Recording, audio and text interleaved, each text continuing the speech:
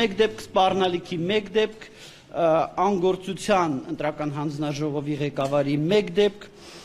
Գրանց Համատյանի էական թերություններով լրացման 4 դեպք եւ քվեարկության կտրոնի պայմանական ասենք ժամանակավոր հափշտակության, որտեղ հետո ընտրող վերադարձրեց մեկ դեպք, դա մենք քննարկում ենք արդյոք հանցագործության տարապարունակումա թե չէ, որոշվեց որ չենք գնահատում, որ հանցագործն կարատեղ։ Ուրեմն ասեմ, որ երեկվա եւ այսօրվա մասով, ինչպես գիտեք, կա ընտրական օրենսգրքով սահմանված քարոզչության արգելքի կանոնակարգումներ եւ մենք հայտնաբերել ենք այդ կարգի ակնհայտ խախտումներ, մասնավորապես Facebook սոցիալական ցանցում վճարվող գովազդ, որը շարունակում է, այսինքն վճարվող գովազդի համար տրված ժամանակահատվածը ներառել է նաեւ այս արգելված լրության եւ քվեարկության օրը։ Ուղղակի այդպեսի դեպք, որ արվում է հենց կուսակցության Facebook-յան էջի կողմից նկատել ենք Հանրապետություն կուսակցության մասով 7 դեպք եւ անուղղակի կամ աֆիլացված ուրեմն էջերի կողմից նկատել ենք քարոզչություն ուրեմն հայրենի քաղաքացիական պայմանագիր կուսակցություն եւ հաղթանակ դաշինքի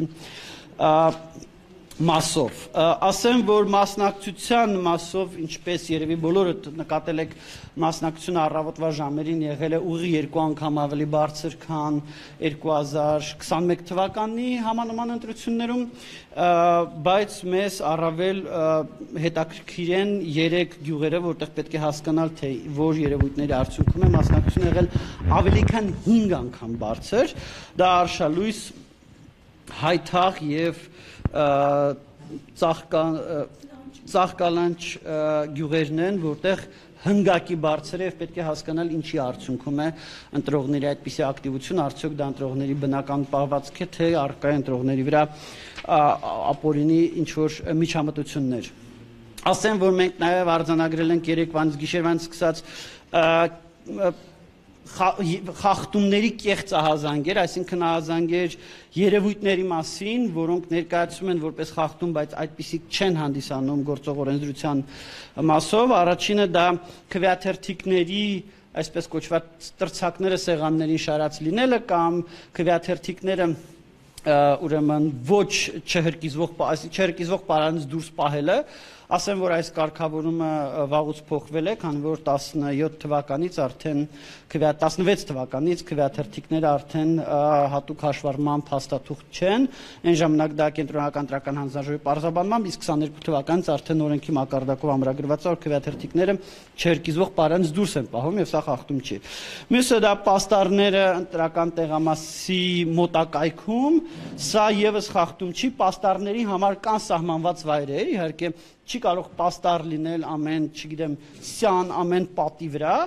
բայց եթե դա սահմանված վայր է պաստառի համար, էական չի, թե այդ սահմանված վայրը ընտրական տեղամասից ինչ հեռավորության վրա է։ Հաջորդը դա ընտրական շտաբ տեղամասի մոտակայքում, սա եւս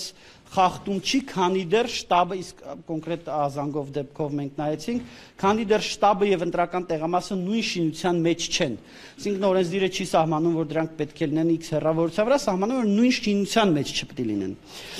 Եվ նաեւ եղել է ինչ որ ահազանգ մի քիչ տարօրինակ շրջիկ քվեարկության բացակայության հետ կապված, մի քիչ տարօրինակ, որտեվ շրջիկ քվեարկության ինստիտուտ Հայաստանում չկա եւ ճիշտն ասած ես կարծում եմ, որ լավ է, որ չկա։ Ես ասեմ, որ նախընտրական քարոզչության ընթացքում մենք իրականացրել ենք երկարաժամկետ դիտորդություն 4 դիտորդների կազմով, որոնք որ զրուցել են մասնակից 7 ուժերի հետ, 8-ից 7 ուժերի, այսինքն մասնակից 8 ուժերից 7-ի հետ զրուցել են,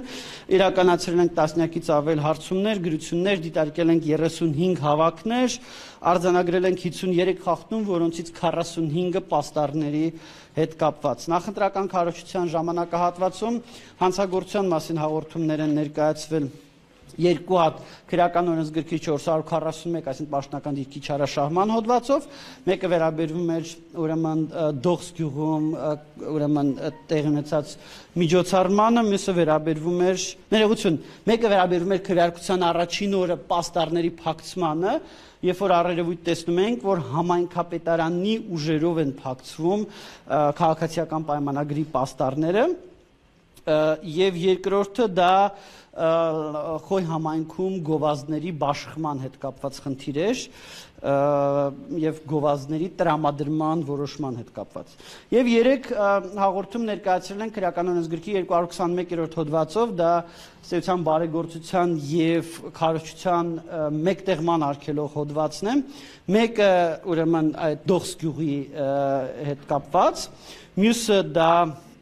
ուրեմն դպրոցի տնօրենի կողմից բարեգործություն իրականացնելու մասով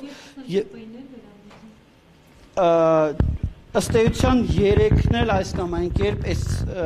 221 հոդվածով այսինքն ներողություն բոլոր 5 հաղորդումներն էլ ըստ էության ԿՊ-ին են վերաբերվում, բոլոր 5 հաղորդումներն էլ եւ վերջինը բարեգործության մասով դա ինչ որ տեղեր տանիքների վերանորոգման ահազանգեր են եղել եւ դրա հետ կապված ենք ներկայացրել ցավոք պետք է ասեմ որ ոչ բոլոր հաղորդումներով այս պահին կան հարուցված քրեական վարույթներ կա հաղորդում, որը արդեն ստեյցիան 3 շաբաթ է, ինչ սպասում ենք վարույթի քրեական վարույթին։ Ասեմ, որ նաև խնդրահարույց քվեարկության օրվա ընթացքում խնդրահարույց որպես երևույթ նկատել ենք դիտորդական առաքելություններից մեկի կողմից բաց քվեարկությունների դեպքերի այնպիսի նկարահանում, որը բացահայտում է ընտրողի կամ արտահայտությունը։ Ինչի մասին է խոսքը։ Այո, ինչի մասին է խոսքը, ընտրողը քվեախցիկում չի քվեարկում, ինչը իհարկե խախտում է եւ իհարկե վատ է, բայց դիտորդը դա ոչ թե այնպես է նկարում, որ զուտ փաստ է երևա, այլ դիտորդին նկարածի մեջ երևում է թե ընտրողը ում է քվեարկում։ Եվ դա խնդրահարույցա մեր համոզմունքն այն է, որ դիտորդը իհարկե պետք է նկարի եւ արձանագրի խախտման փաստը, բայց ոչ այնպես, որ երևա թե այդ ընտրողը կադրում է երևա թե այդ ընտրողը ում է քվեարկում։ Ինչպես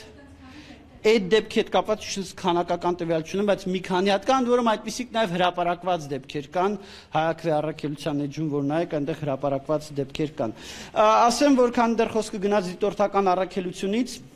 մենք, ինչպես նաև մեր գործընկեր ականատես առաքելությունը նկատել էինք որոշ դիտորդական առաքելությունների կողմից ընտրական օրենսգրքով սահմանված անաչառության եւ անկողմնակալության ավելի ճիշտ